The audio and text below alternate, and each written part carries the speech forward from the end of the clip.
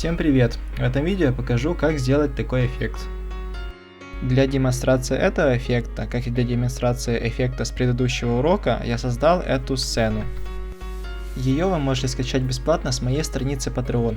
Вы также можете бесплатно использовать иконки и материал пола с этой демо-сцены. Пустая демо-сцена выглядит следующим образом. Тут есть такой контроллер персонажа, но вместо эффектов тут пустые болванки. Советую вам ее скачать, если вы будете делать эффекты по моим урокам. А кто подписан на мою страницу Patreon, можете скачать уже готовые эффекты.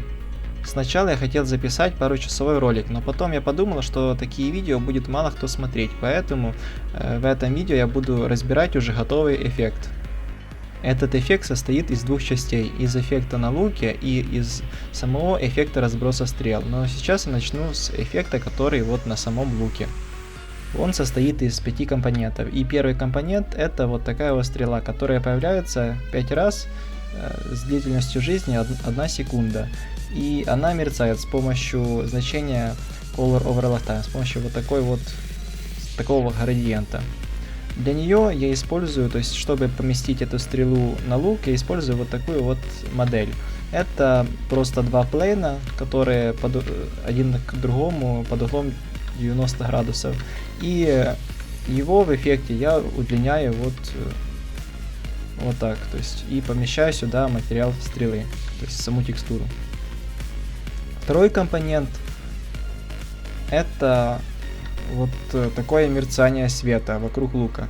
Этот эффект дает понять, что лучник как бы в этот момент выстреливает, когда вот происходит вот эта вспышка.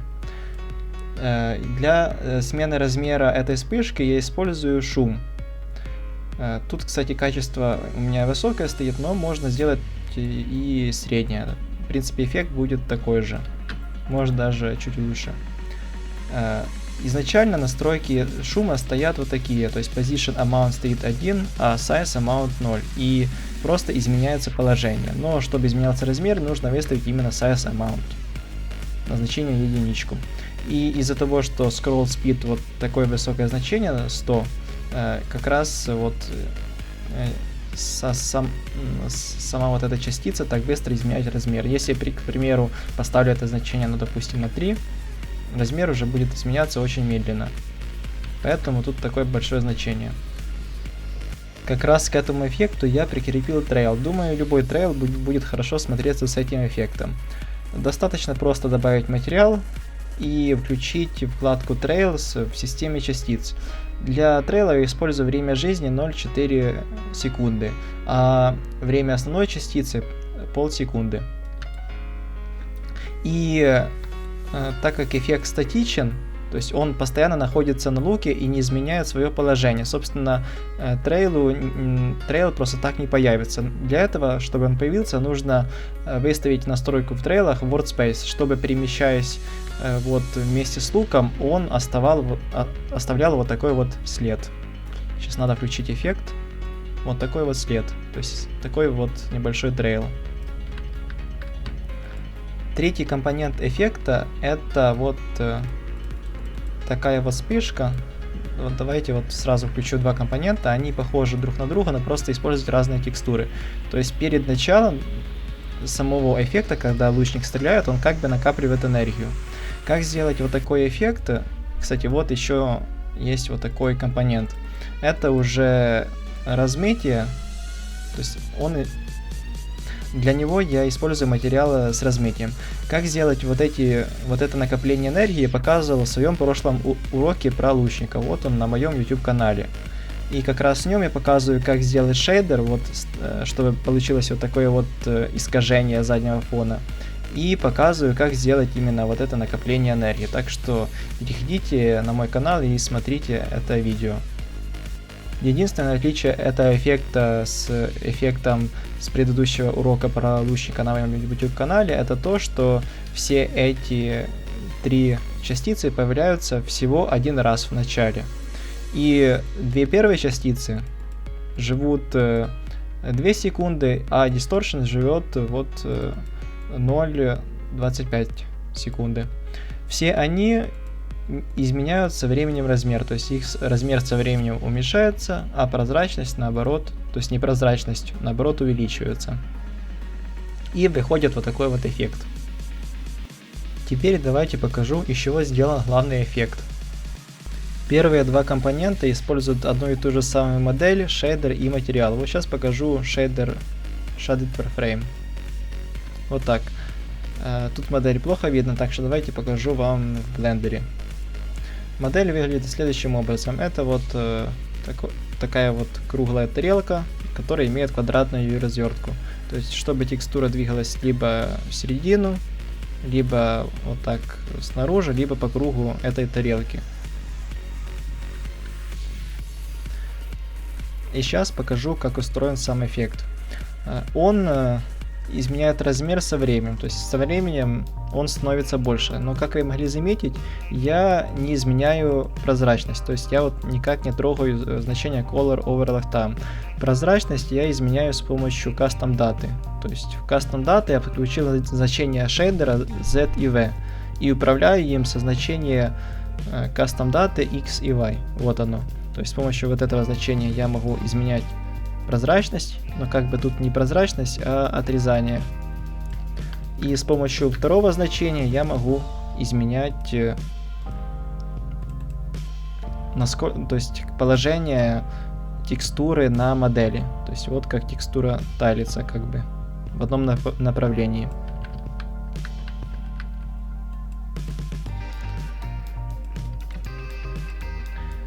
Шейдер устроен следующим образом. Сам тайлинг происходит с помощью значения V в шейдере, то есть вот оно. Первое значение X в системе частиц. Я еще добавляю сюда одно значение, которое изменяю в материале, но это не важно. Пропускаю это все через remap, то есть я добавляю его в минимальное значение. И таким образом я изменяю вот этот градиент. Давайте сейчас покажу, как это устроено. Вот так. И таким образом происходит тайлинг. Чтобы это все происходило по одной оси, я добавляю только сюда одну ось Y. И потом я добавляю это все в текстуру шума, в UV текстуру шума, потому что она отвечает за прозрачность.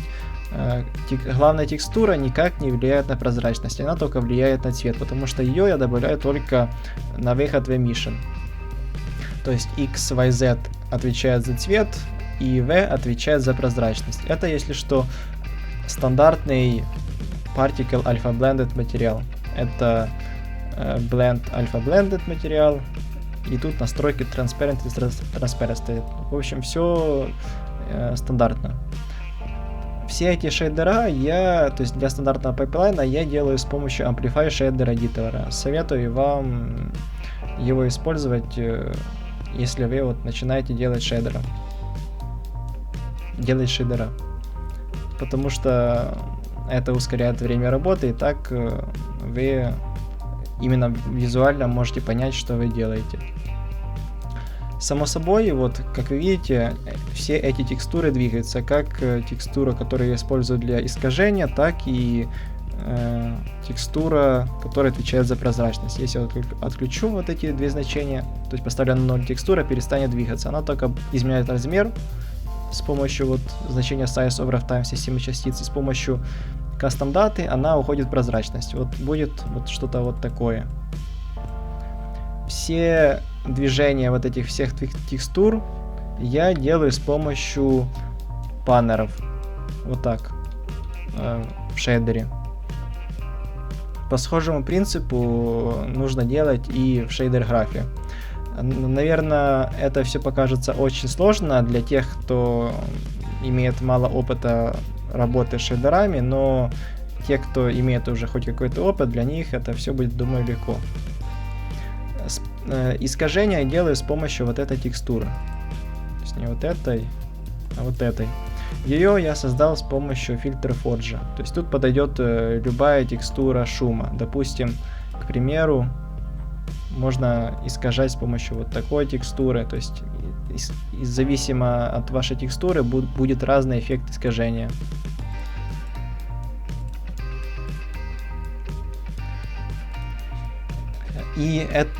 эти два значения с текстуры, то есть значение red и green, которые я пропускаю через маску, я добавляю в UV главной текстуры и UV шума, чтобы как бы их искажать.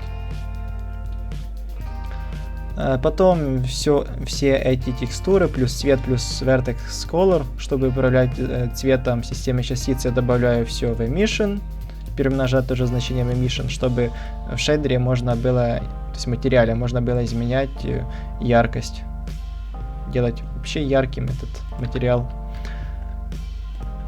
А чтобы прозрачность менялась вот так резко, а не плавно, я это значение шума, так, где оно? Вот, пропускаю через вот такую группу нодов. Я сначала отнимаю от него -1, потому что невозможно полностью сделать, если это будет белый цвет полностью, его, чтобы сделать его прозрачным, нужно прям огромное значение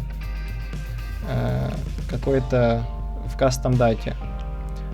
Но если это будет просто значение 1, его невозможно будет сделать прозрачным с помощью вот такого remap. Поэтому я вот отнимаю от текстуры шума -0,1, потом провожу через кламп, чтобы если есть какое-то минусовое значение, оно оставало нулем.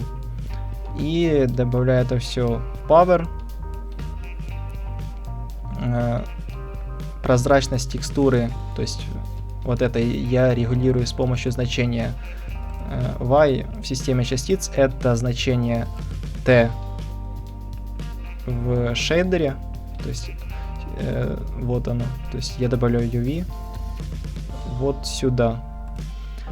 Но чтобы полностью растворить вот эту текстуру, мне нужно, чтобы значение было 10. И чтобы не делать вот тут значение 10, чтобы тут было оставалось 1, я добавляю это все в remap. То есть я со значения 0,1 делаю значение 0,10.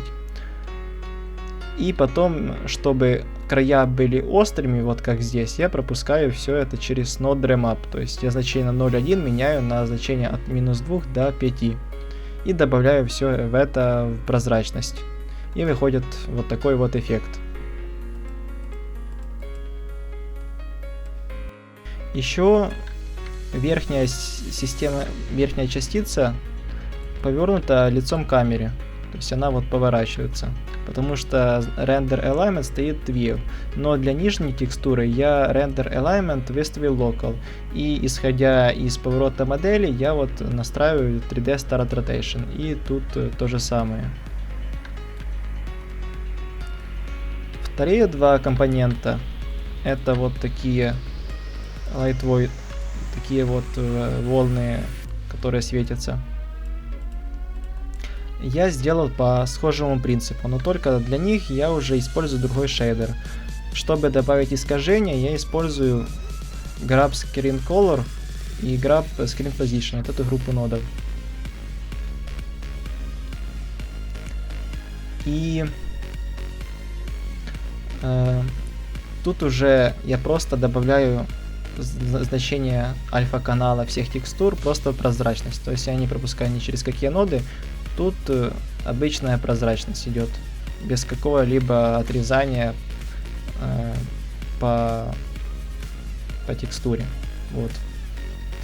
Дальше идут такие же волны, но только темного цвета. То есть вот тут светлый цвет, тут темный цвет.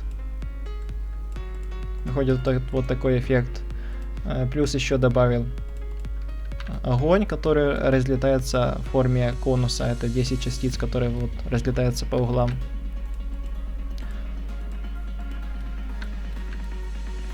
Их размер со временем становится больше и прозрачность уменьшается. Кстати, это текстура, которую я срендерил в 3D Max. Она имеет вот 8/8 кадров, поэтому вот я тоже тут настроил текстурщик Emission 8/8. И чтобы эта текстура вот так искажалась, я использую вот размытие в шейдере. И для этой текстуры размытия также выставил 8 на 8 кадров, не кадров, тут талент 8 на 8, потому что главная текстура имеет 8 на 8 кадров, то есть чтобы это все было равномерно. Потом по схожему принципу вот разлетается вот такой дым. Это уже просто обычный спрайт дыма. Сейчас покажу. Вот, не знаю, тут хорошо ли видно. Вот такой вот дым. И еще я добавил самый яркий дым, который исходит от героя. Вот такой. Тут уже я просто отключил ему скорость. То есть не скорость, а форму. И скорость стоит на нуле. Это, если что, одна частица. Потом еще есть вот такой эффект. Это тоже, для него я тоже использую вот такую вот модель тарелки. Но только использую уже другие текстуры. Прозрачность регулируется с помощью вот этого градиента. Без градиента это будет вот так. И с помощью текстуры шума, которая движется. Если убрать движение, она будет вот такая вот статичная. То есть сейчас движется только текстура искажения. Но и если отключить скорость, будет вот просто вот такая статичная текстура. То есть и вот эта текстуру я также искажаю с помощью flow шума. Потом еще вылетают вот такие частицы. Я думаю, не стоит объяснять, как их делать. Вот. Потом еще одни частицы, но которые уже живут меньше времени, но имеют скорость побольше. Есть еще вот такое размытие, которое как бы искажает задний фон. Вот видите, такая вот вроде волна с размытием. Это частицы, которые также разлетаются как дым, но только они размывают задний фон. Частицу для размытия можно сделать следующим образом. Достаточно создать новый материал, выбрать вот particle стандартный until. Если это Lightware Render Pipeline, вы заходите в менюшку шейдера Lightware Render Pipeline и выбираете тоже until материал. Ставите тут fade, multiply, так и будет. Flipbook ставите blended, включаете на всякий случай two sides, включаете distortion размытие, чтобы материал был прозрачный. Blend ставите на 1, выбираете, допустим, карту нормалей и уже управляете силой размытия с помощью вот этого значения. То есть, и если вы добавите вот обычную систему частиц, допустим, вот частицам увеличу размер и добавите вот этот материал, вы увидите вот такое вот размытие. То есть это делается с помощью стандартных материалов. И последний компонент в этом эффекте — это вот такие стрелы, которые разлетаются в стороны. Они разлетаются не одновременно. Это 20 частиц, которые летят через каждую сотую секунду. Они разлетаются в форме круга и немножко падают, потому что то есть они не падают, они вот разлетаются в разные стороны, потому что я рандомизировал направление. Вот значение во вкладке Shape выставил Randomize Direction значение 0,1. Повернул вот еще на 90 градусов, чтобы они разлетались под углом, который мне подходит. И так как рандомно они могут лететь, бывает такое, что вот как сейчас рандом, они летят неравномерно, и бурст им тоже не выставить, потому что бурст работает только для вылета, для частиц, которые вылетают одновременно. То есть вот если выставить count, допустим, 20 и sequence 1, они будут вылетать равномерно, но так как у меня вылетает одна частица 20 раз, чтобы они летели равномерно, я выбрал им мод loop и выставил скорость этого лупа на 8.79, потому что если скорость 1 стандартная, они вот не делают полный круг, даже полукруг не делают. Чтобы они делали полукруг, допустим, нужно это значение выставить на 3. Вот, будет вот такой полукруг. Но так как значение 8, происходит вот 2 раза выстрел стрелами по кругу. Это стрелы, которые используют модель, которую я показывал в начале видео, модели вот двухплейнов, таких вот квадратных, удлиненные. И для них я использую уже другой материал, не как для основной стрелы. То есть не материал, а текстуру. Вот такую вот текстуру. И еще я им добавил трейл с помощью вкладки Trails. Трейл этот, как вы видите, двигается, потому что он также сделан с помощью моего шейдера. Потому что без движения это будет выглядеть так себе, как бы, вот, не очень. Поэтому я добавил вот трейлом такое вот движение. Для трейлов я использую вот, перемножаю вот такую текстуру круга с текстурой, которая движется. Как сделать эту текстуру, я показывал в своих прошлых видео, можете поискать. Тут вообще можно использовать любую текстуру, допустим, хоть даже просто провести линию. Думаю, хуже не станет. Хоть даже вот так. Забыл упомянуть важный момент. Legacy Particle Alpha Blended Shader в Amplify имеет встроенный буфер глубины, встроенные Soft Particles. И чтобы не было такого, что материал, допустим, который близко находится к полу, уходил вот в прозрачность из-за буфера глубины, из-за Soft Particles фактор, я шейдер изменил немного вручную. Я добавил вот такую галочку Use Depth, чтобы была возможность отключать вот эту глубину, буфер глубины. То есть я добавил вот такой вот материал Toggle в начале, то есть в свойства добавил вот сюда такую переменную и изменил вот эту часть кода. То есть я добавил float lp1, lp я перевожу через lerp, чтобы с помощью вот этого значения нового свойства можно было переключать либо fade, либо просто единичка. И уже прозрачность перемножать либо с единичкой, либо с самой глубиной. Вот как-то так. То есть я вот добавил вот эту часть вручную. На этом все, спасибо за просмотр. Я назову это видео не туториал, а брейкдаун, потому что я не показываю в этом видео, как создать этот эффект с нуля, а показываю, как я его сделал. Притом, это видео не подойдет для начинающих, потому что тут и работа с шейдерами, и с моделями, и со всем остальным. Но я думаю, те люди, которые уже давно занимаются спецэффектами, все прекрасно поймут. Так что удачи вам с подобными эффектами. Спасибо за просмотр и пока.